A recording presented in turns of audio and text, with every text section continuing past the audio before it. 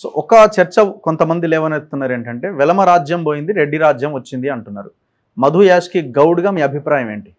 Well ఇప్పుడు మొట్టమొదటిగా మన అంటే ఈ రెడ్లు వెలమ దొరలు రాజ్యం అనే ముందు అటు కమ్మ రాజ్యం అనక్కడ ముందు మధు యాష్కి గౌడ్ ఒక బలహీన నాయకుడికి చెప్తా ఉన్నా, అసలు బలహీన వర్గాలలో ఐక్యత కొరవడింది, మన దాంట్లోనే లేదు.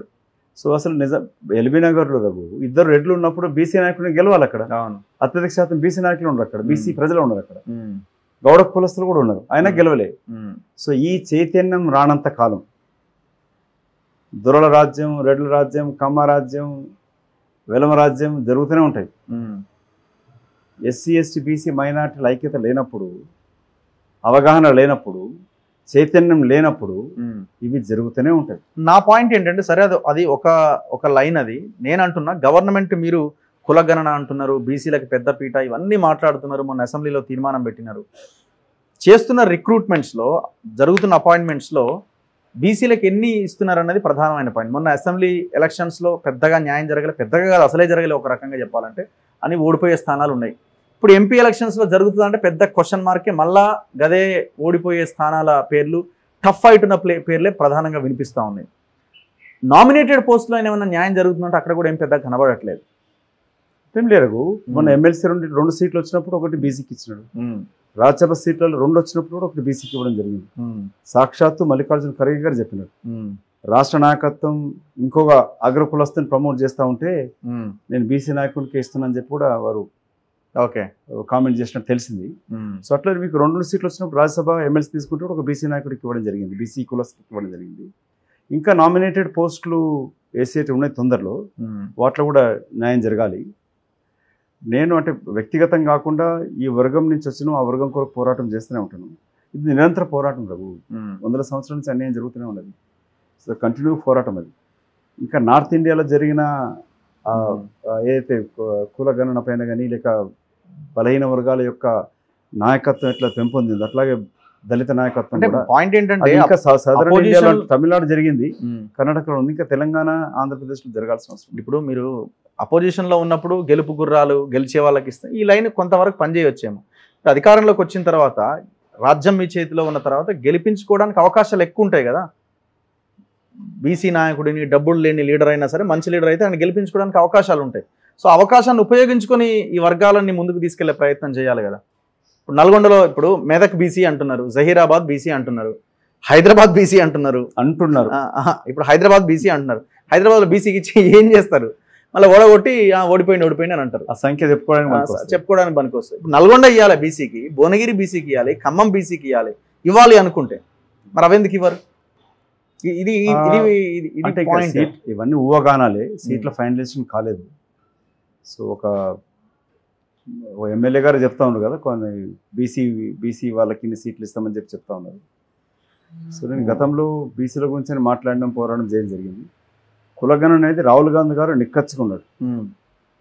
ఈ అతను చెప్తున్నట్టుగా ఎక్స్రే లాగా సమాజంలో ఉన్న ఎస్సీ ఎస్టీ బీసీ మైనార్టీ వర్గాల సంఖ్య ఎంత, ఎవరి సంఖ్య ఎంత, నాట్ ఓన్లీ వీలే కాకుండా ఏ కుల సంఖ్య జనాభా ఎంత ఉంది, వాళ్లకు ఈ సమాజం ఉన్న వనరులు ఎవరి చేతులు ఎక్కువ ఉన్నాయి అనేది కూడా ఆయన జస్టిస్ ఈశ్వరయ్య గారు వచ్చినప్పుడు తీసుకొని వెళ్తే రాహుల్ గాంధీ గంట సేపు మాట్లాడడం జరిగింది. వారు చెప్తుంది అదే. అతని ఆదేశానుగుణంగానే ఇక్కడ రాష్ట్రంలో కూడా కులగణన చేస్తామని చెప్పడం జరిగింది. ఇది జరిగినాక అప్పుడు ఆస్తుల పంపకం అనేది జరుగుతుందో కూడా జరగాల్సిన అవసరం ఉన్నది.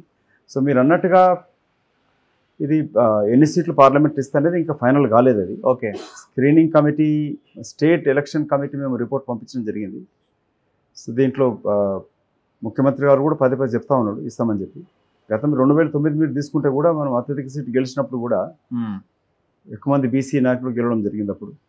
సో ఇప్పుడు కూడా అధికారం ఉన్నాం కదా, ఎట్లా అనుకున్నా చెల్లుతుంటే చెల్లదు అది. సో సమన్వయం చూపించాల్సిన అవసరం ఉంటుంది. చెప్పేదాన్ని కూడా మాటలు చెప్పేదాన్ని చేతల్లో కూడా చూపించాల్సిన అవసరం ఉంటుంది. సో బీసీకి ఎన్ని సీట్లు ఇస్తాము లేక ఆబ్వియస్లీ గెలుపు కూడా చాలా కీలకం.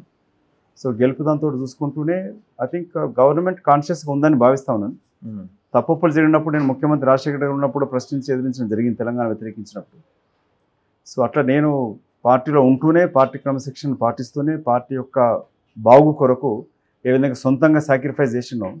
నేను ఓడిపోయినా పర్వాలేదు కానీ పార్టీ ప్రభుత్వం వచ్చినందుకు సంతోషపడతా ఉన్నాను.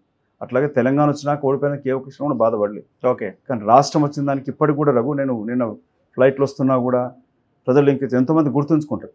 ప్రస్తుతం ఉన్న మంత్రులు ఎంపీల కన్నా కూడా లేక ప్రతిపక్ష బీఆర్ఎస్ నాయకులు కనపడ్డా కూడా వాళ్ళు నాతో వచ్చి ఫోటో దిగుతూ ఉంటారు, గుర్తిస్తారు నా యొక్క పోరాటాన్ని. వాళ్ళు ఇంకా నేను ఒక ఆంధ్రతను కలిసి కూడా మీరు అప్పుడు తెలంగాణ కొరకు పోరాటం చేసినాడు, మీరు అప్పుడు ముఖ్యమంత్రిని ఎదిరించారని చెప్పి మాట్లాడుతూ ఉంటారు.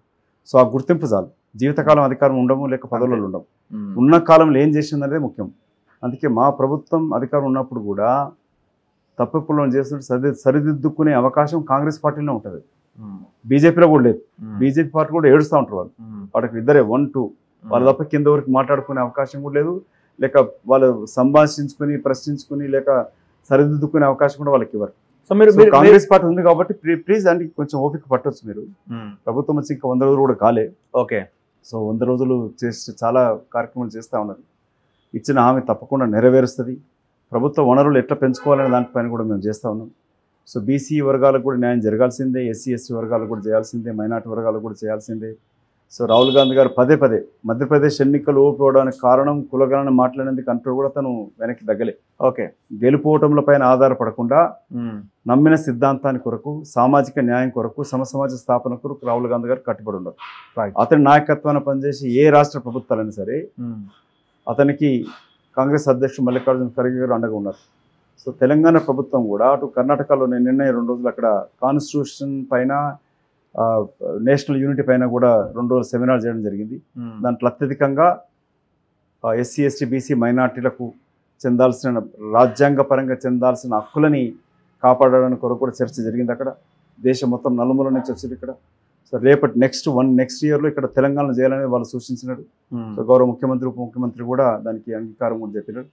సో నెక్స్ట్ ఇక్కడ కూడా చేస్తాం. సో ఇక్కడ కూడా సామాజిక న్యాయం పాటించాల్సిందే, అది కాంగ్రెస్ హయాంలో జరుగుతుంది.